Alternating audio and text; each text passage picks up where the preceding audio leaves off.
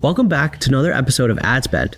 Today's episode is a little different from what we usually do. Today, we're actually going to deep dive into landing pages, different, advertorials, listicles, what is the research process? What is the testing process? What is the optimization process?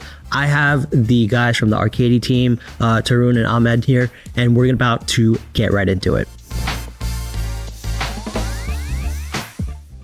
Hey, my name's Tarun. I started Arcadia Media 5 years ago. We started with the retention marketing, and now we've expanded to doing a lot more than just that. Cool.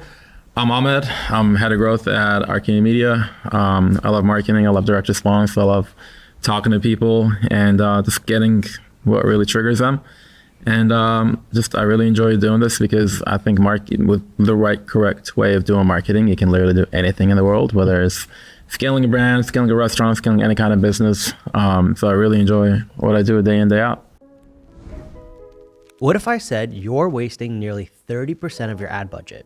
If you're spending at least $5 million a year, odds are you're setting at least 7 figures on fire. Lifesight has run dozens of waste audits using incrementality tests. Across the board, 20 to 30% of media spend drives zero incremental revenue despite what your in-platform ROAS says. Lifesight is a measurement platform that finds the waste and then tells you exactly what to cut, what to scale, and what to reallocate. No more dashboards and vibes, no more stitched together spreadsheets and gut feelings. Just real measurement built for high growth brands growing to 9 figures and beyond. If you're tired of chasing fake ROAS numbers that collapse as you scale, check out lifesight.io/adspend. Now, let's get back to the episode.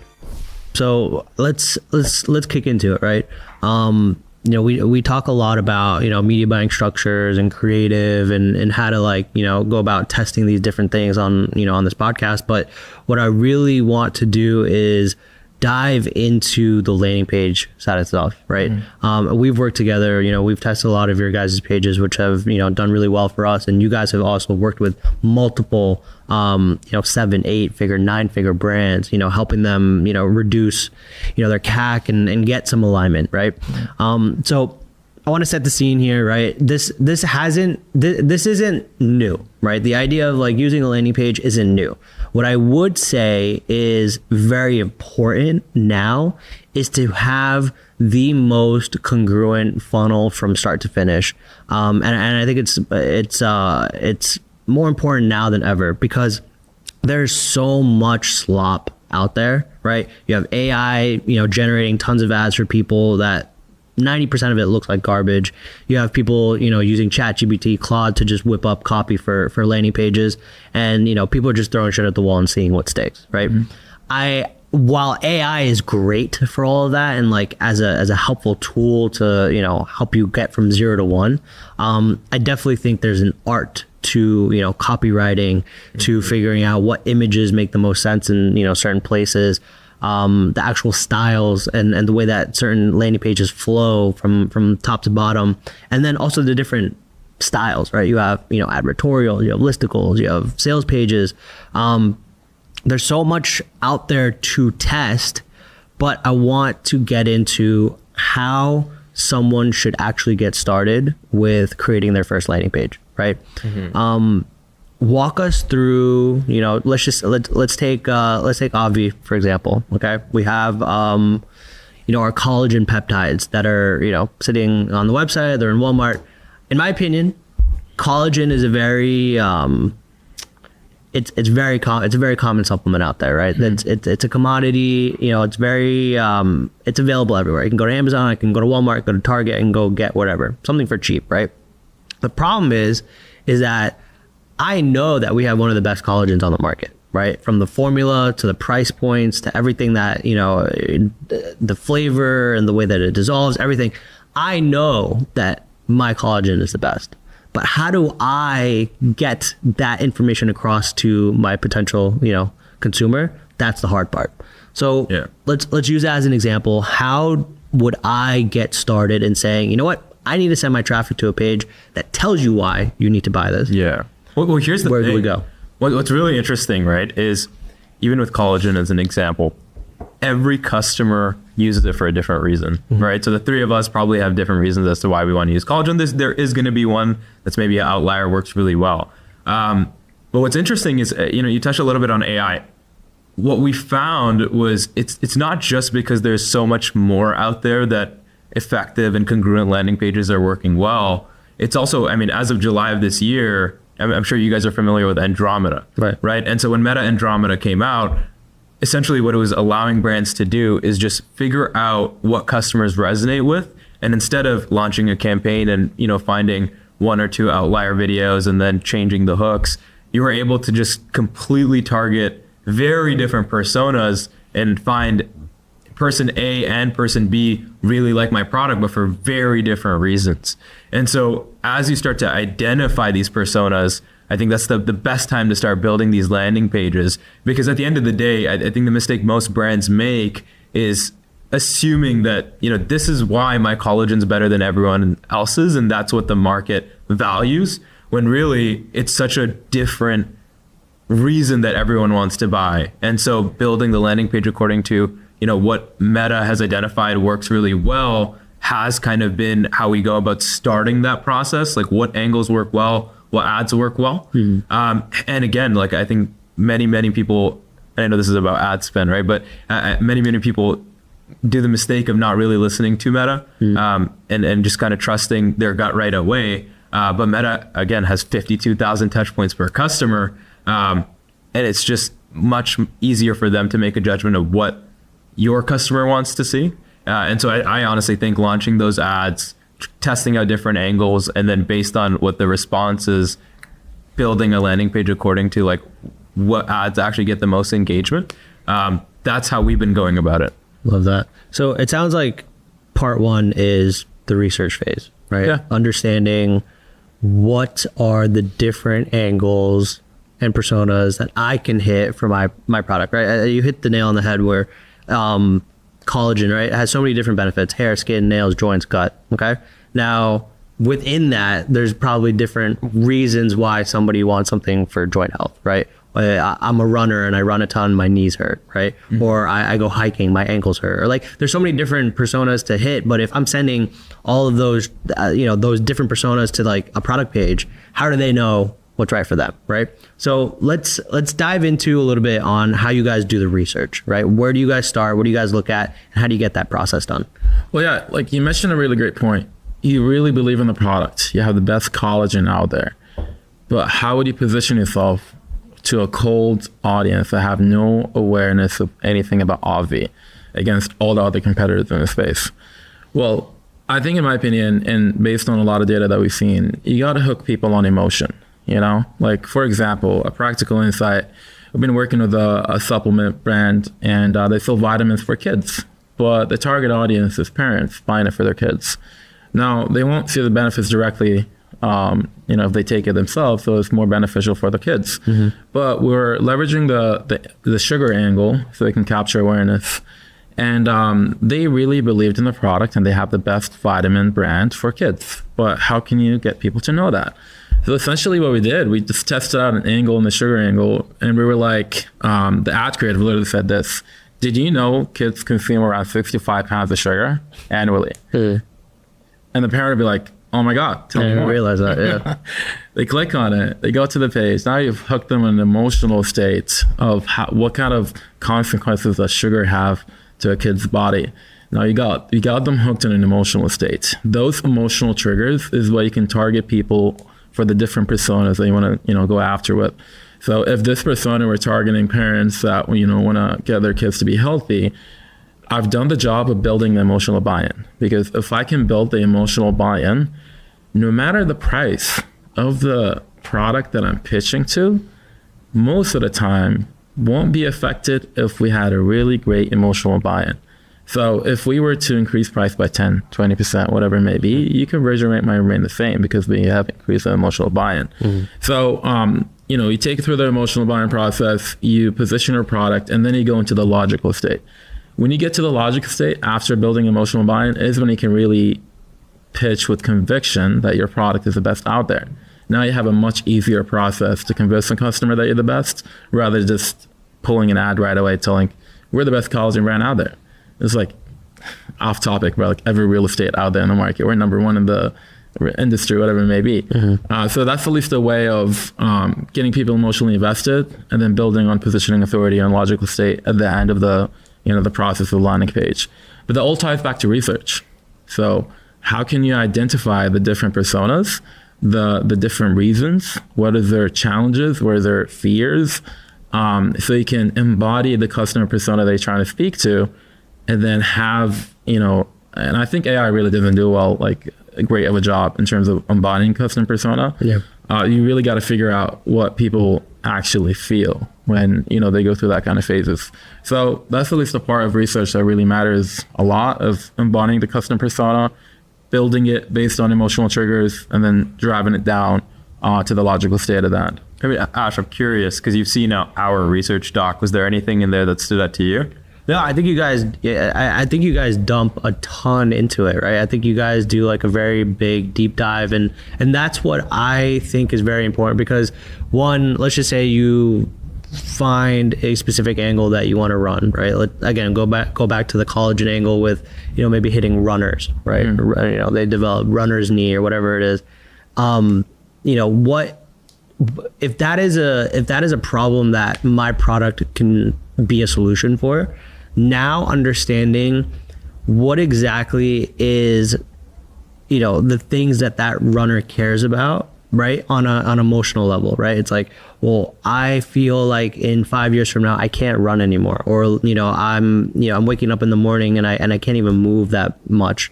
Or, I'm training so much and I can't even perform at the marathon. That, what it is? Like, there's so many different reasons why somebody wants to run, right? Or whatever it is.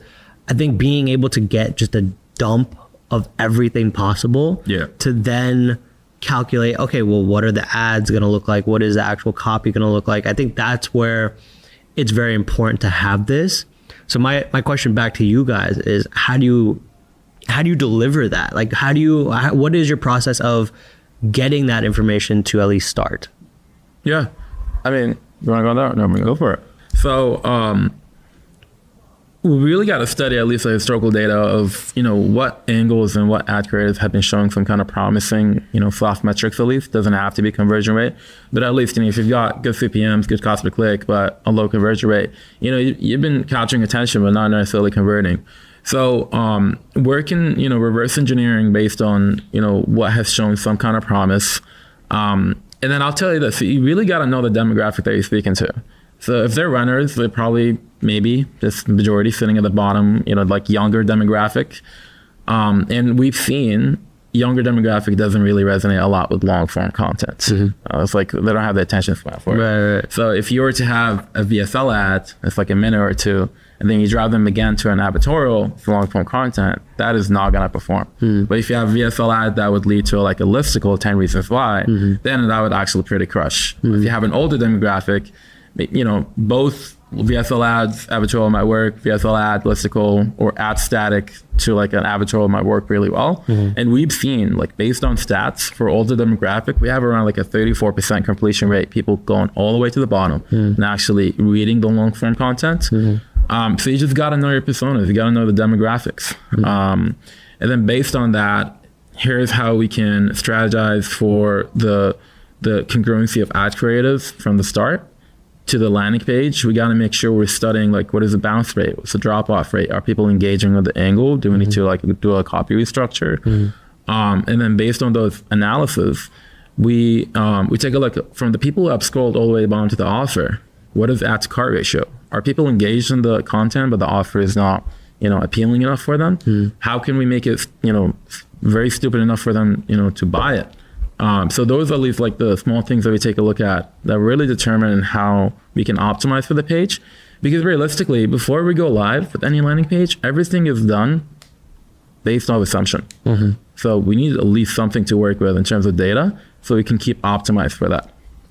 In terms of research, for everyone listening, we spend days just going after one landing page. And I think that's the most underestimated thing for any landing page is everyone rushes the research, because, I mean, AI is a powerful tool and you can use it in many different ways to really understand your audience, and it works well. The details, I think, are the difficult things to find. Like the small, I mean, even if it's for a runner, as an example, that there are certain key terms that only runners use that then help you actually get that conversion, because the story, if you're writing an advertorial or a listicle, it sounds true, right? And I think for us, that's probably been the biggest game changer. And it's nothing like extremely special. It's just doing the foundations right, where you're spending that time to really understand who the audience is.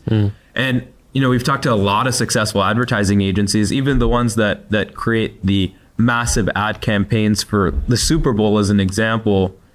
80% of their time goes into understanding who the person watching is, and 20% goes into the actual development. And so our team, whoever's working on the advertorial at the very start and writing the copy, they end up spending most likely around like 80 to 90% of their time doing the research. The rest is the copy and the development. In fact, I think every time we deliver any sort of landing page, it's very interesting because everyone thinks the development takes the longest time. It's like, yeah, you need to code the page and add all these gimmicks.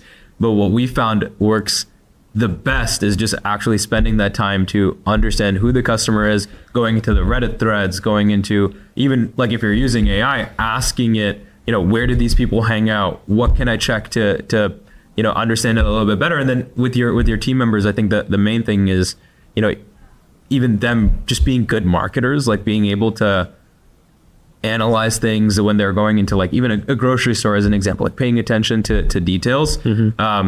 And we definitely search for that as like people who can find those small details, because that's the only difference between making a good landing page versus a bad one. Anyone can make something that's like relevant to a persona. I think it's just finding those details that resonate with the persona. That's like the difficult part. Makes sense.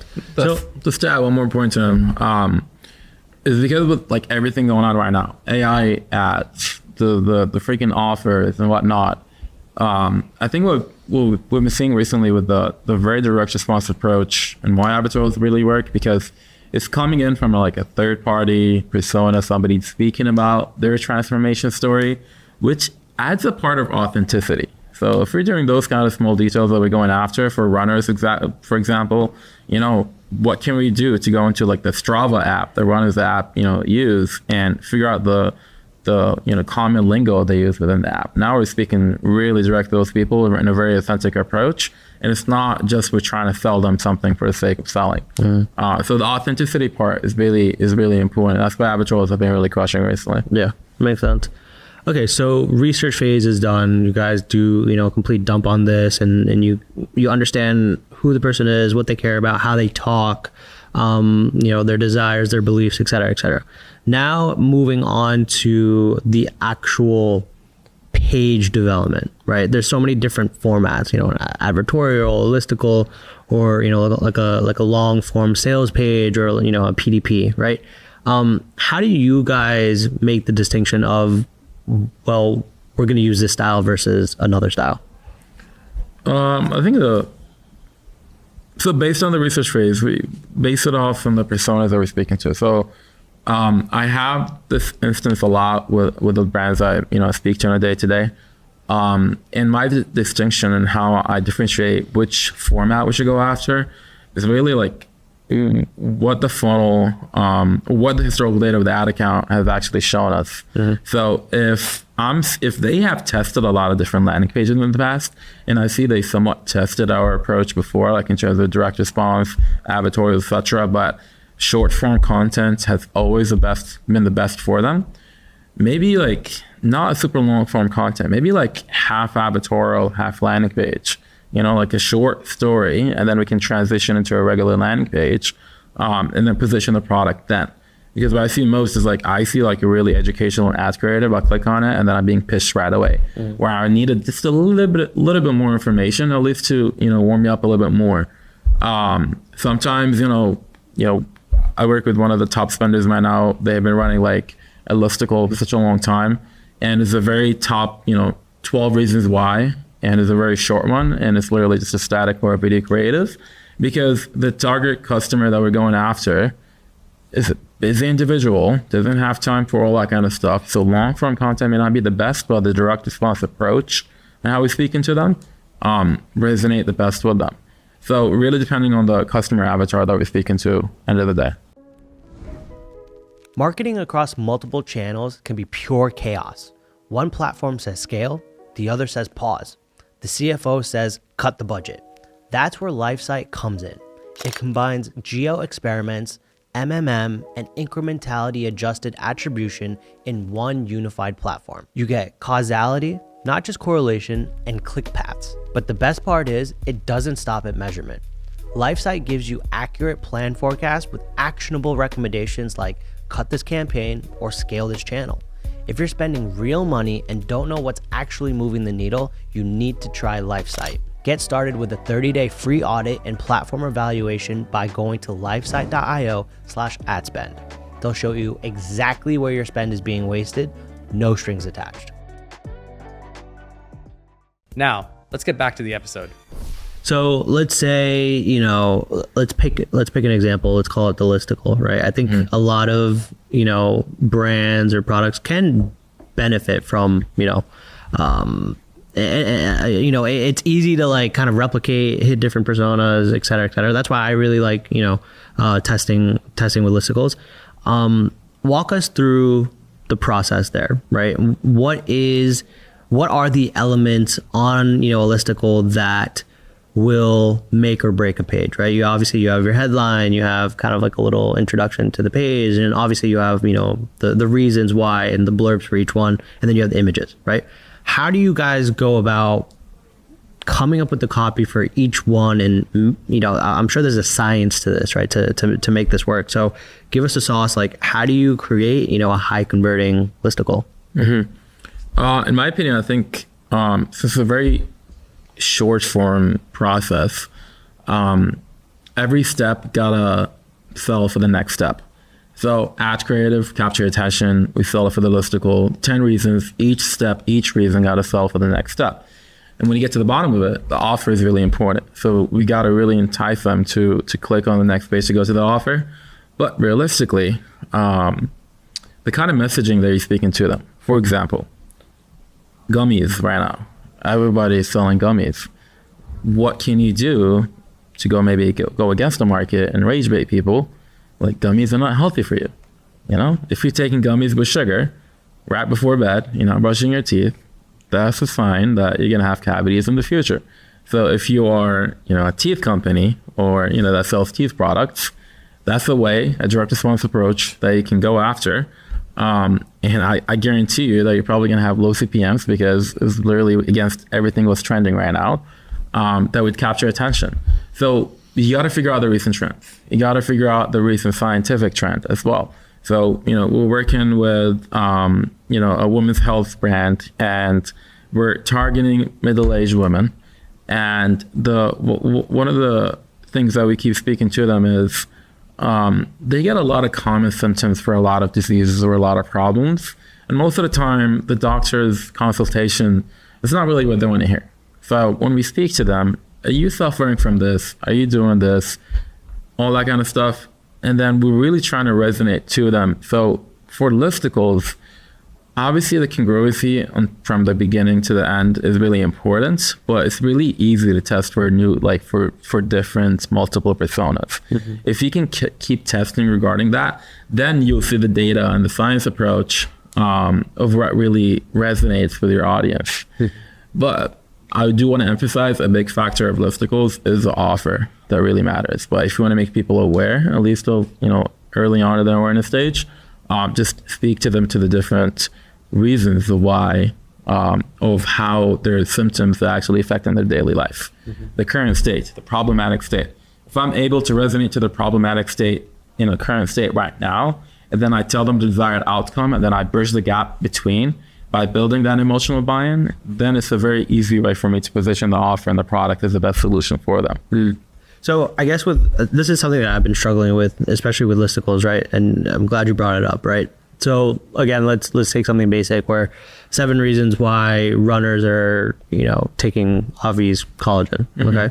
let's just say the ad that got them there was, runner's knee question mark, and it's a picture of the protein, right? Super, clickbaity. It's like, yeah, I have runner's knee. What is this, right? Click on it, get to the landing or the listicle. All right. Oh, okay. Here's 7 reasons why I should take this. Now, the reasons 1 through 7, okay, am I talking purely about, well, obvious collagen has this, obvious collagen does that, obvious collagen does this, or is it like, am I not talking about the product, or am I talking to their problems, right? That's the problem I'm trying to understand, because it's like, yes, I want to educate somebody on my product, but I also want to make sure that it's valuable enough for that person to like consume the information, right? Mm-hmm. So like, for example, obvious collagen has all 5 types of collagen to help with your joints and cartilage, versus the other collagens out there only have 2 types of collagen, right? Or is it like your pain is coming because your cartilage is like disintegrating? Here's how you fix it, right? So I guess how should you position yourself like in the listicle itself? Yeah, it's definitely number 2. Like you can't do a us versus them as a listicle.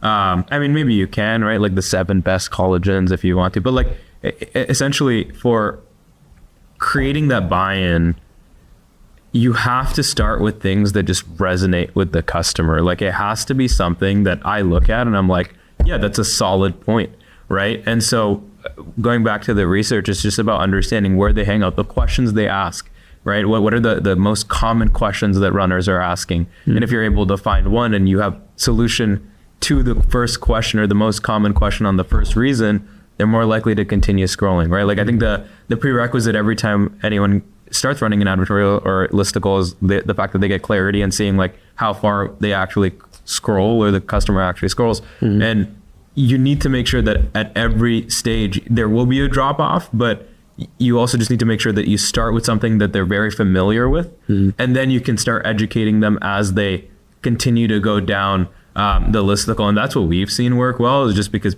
again, I'm not going to bounce if I'm reading it and I'm genuinely interested. Mm. And it's the same with advertorials. A lot of it is just the framing in the first half of the advertorial, and you're not even mentioning the product until you're halfway through or 3/4 of the way through. And that's the only way you can build trust. If you start pitching, it doesn't really work well. Yeah. Well, to add to that as well, sometimes like an advertorial is not really meant to be like the main conversion funnel they have. It can literally enable you to increase your spend and without really diluting your messaging. If we can have it as like a funnel magnet to like, resonate with people and then drive them down to the funnel using the advertorial, then it works out really well. We've seen brands have like a 40% split up to like sometimes like 50% split of the total traffic all the way through to the advertorials and listicles, and the 40% to the original control page, whether that could be a PDP or a sales page. I've seen instances where, a brand, for example, is having like a 3% or a 3.5% conversion rate at a 50K a day spend, and the ROAS is pretty profitable, but every time they scale, they crash out because their messaging is becoming so diluted. Now they're not speaking to the right customer avatar. But if you come in and put in like an avatar or like a listicle or any of those kind of direct response landing pages, we've seen conversion rates at a lower rate, for example, like 2.8, but you can take your spend way more. And for me personally, I think that would be like a currency of success you can track, because now you've enabled yourself to increase your spend, target more people, drive more people down to the funnel, still at a profitable rate. And then you can work on the minor things that you can tweak out, offer optimization, etc., and see how you can bring your conversion rate even up after that. Mm-hmm. That's at least an objective that we've seen. If it's not ad spend, it can be emotional buy-in. That's when we can actually increase, revenue per recipient or profit per session by increasing emotional buy-in and then tweaking the price and seeing how that will play into effect into the funnel as well. Makes sense. How important do you think is imagery when it comes to these pages? It's so funny because we had a landing page. I think this is the first advertorial we ever made. And we started just with stock images because we were like, okay, well, let's get this out. And then we hired a professional animator because we saw all the major e-commerce brands like Hike. They were crushing it with advertorials at the time. and every single one had like animations of back pain or like foot pain. So we were honestly FOMOing. I think we went and hired like 2 animators from the best e-commerce like guys doing it at the time. And then we tested it. So we put it on IntelliGems. We tested it, and then we saw that there was actually a 23% decrease in conversion rate when it was a picture of a car that was rusty versus an actual animation of where someone's feeling the pain.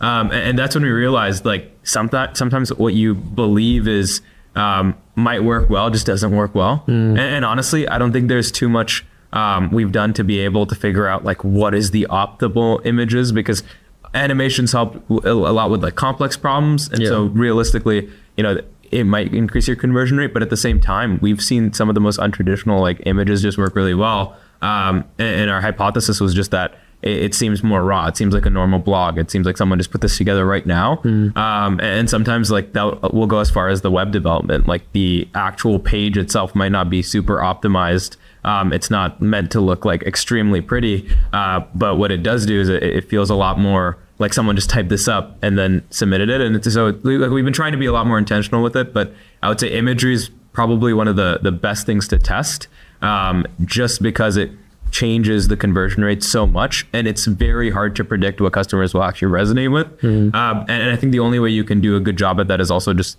again, the research, like going into Reddit threads, looking at pictures and being like, okay, this is what was upvoted the most. And so customers or potential customers were definitely looking at this image. Let's try to use something along the lines of that. I know with the VSLs, a lot of people have been using like the AI VO and Sora recently. So, maybe if you are congruent with the two, so if you are running VSLs to the advertorial or listicle, it's very important to keep it very aligned. But I will say, imagery plays a huge role. You just got to test. So on top of that, you got to be flexible with it as well. Because I see brands like, the page is not really on brand. It's not visually appealing. It's not looking great whatsoever, but we've seen one of the ugliest advertorials perform.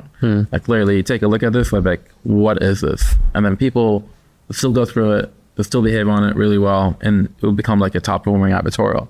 Now, like I've seen this with a few brands are running YouTube ads straight to the advertorial, and people have behaving really well on this.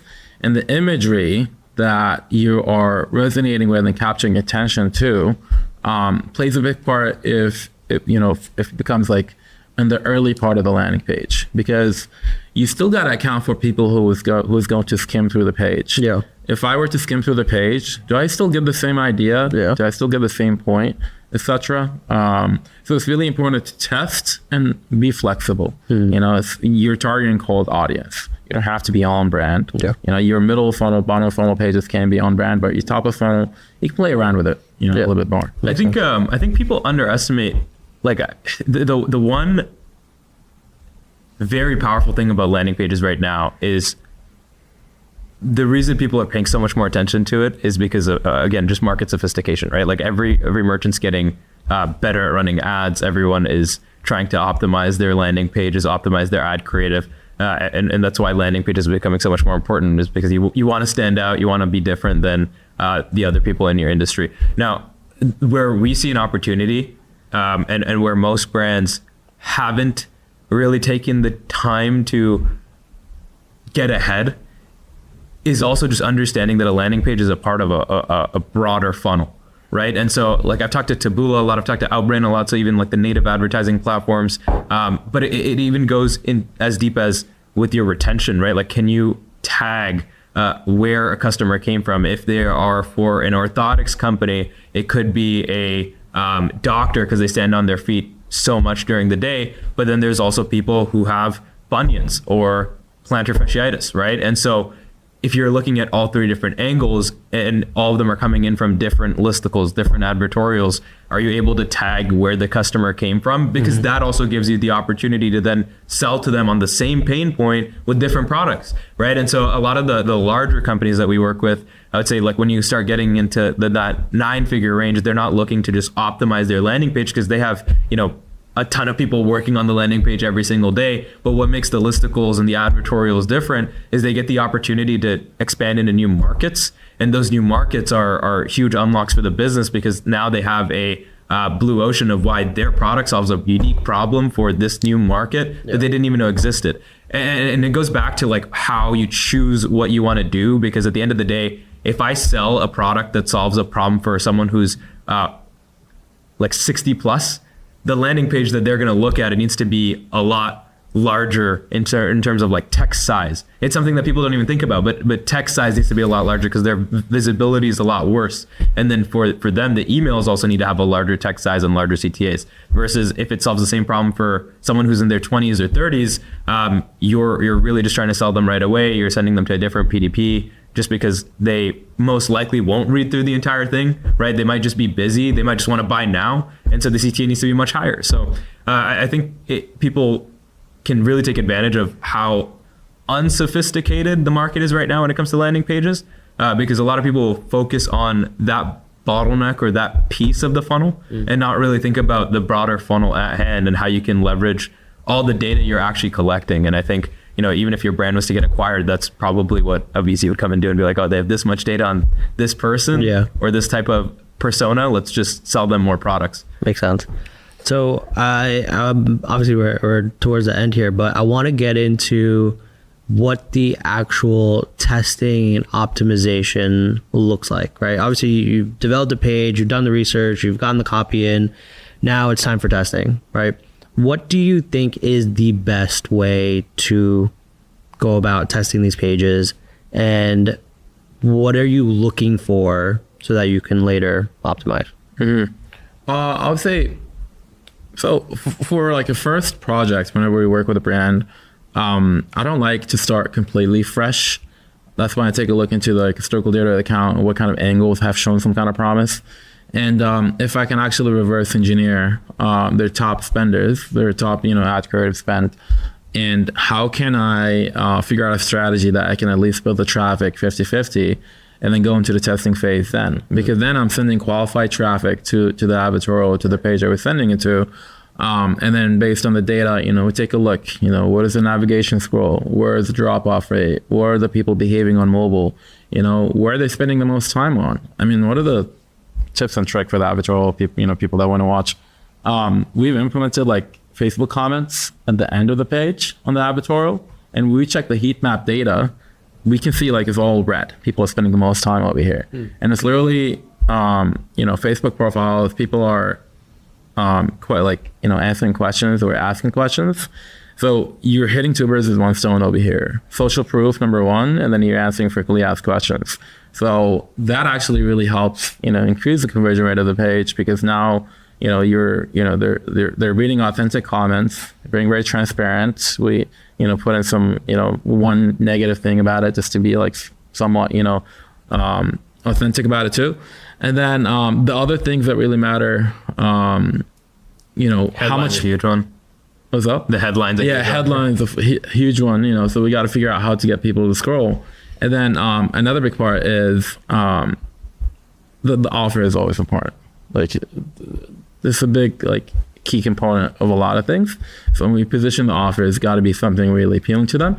Because if we can reduce the consideration time of them being in the funnel and how fast can they get to purchase, then we can at least make an impulsive decision. And that really ties back down to a lot of the supplement brands that we work with. If you have a product that delivers the results, within like a week or two, what can you do to go more aggressive with your top of funnel offer, get people through the door? They've had a great experience so far. They love the product. You decrease their buyer's remorse when they get the product. They're highly confident. You've been showing them all the transformation stories. That can go in two ways. They can either actually feel the effect of the product, or they can feel a placebo effect of the product if they were checking all the validations at the beginning from the the messaging that the brand has been communicating to them. Now at that point, scientifically proven, you have a very high probability of being of upselling those consumers on a bundle package or a different offer, cross-sell them, etc. And if you can do that between like day 14 to day 21, within like the first 80 days of the cycle, And eventually you can go aggressive with a top performing offer, upsell people, and eventually will help you catch conversion cycle.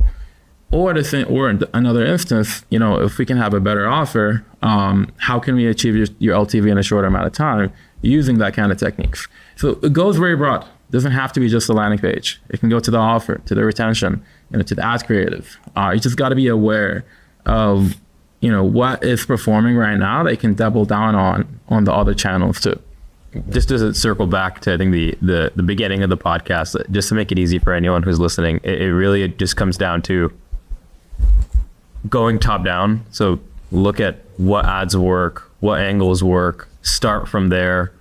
Like, think about a headline. It's the same as a subject line or a hook, right? Like, just try to make it as relevant to the person you're talking to. And then from there, work section by section. And then based on the data, you can continue to optimize, right? So if you feel like you're not getting enough conversions, maybe you can add a sticky add to cart button, or can you add a banner that makes it look less like it's your website and more like it's a different third party.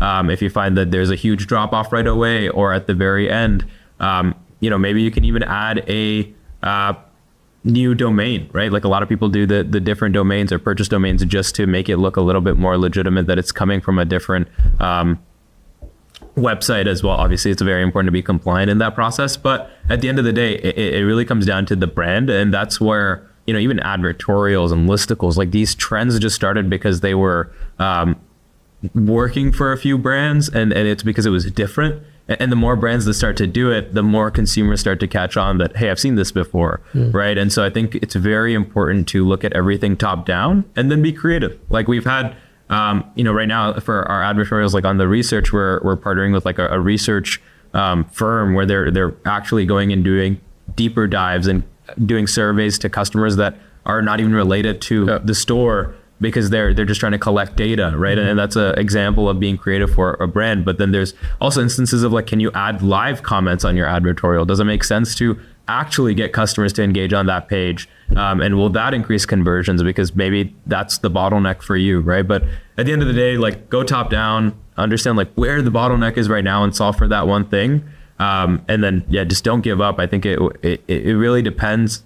It works really well for health and wellness. There are some industries it probably won't work well with for listicles and advertorials and just custom landing pages, but especially apparel, right? Unless it solves a problem, it's not really going to work.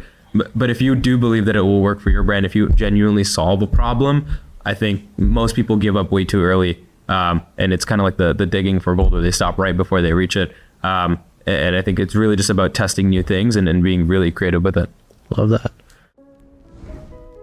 If you're scaling across Meta, Google, TikTok, and connected TV, but still don't have a clear answer to what's actually working, Lifesight can give you that clarity. It helps you move away from outdated touch-based attribution models. It's a measurement tool that shows what's truly driving growth and profits so you can make your best decisions.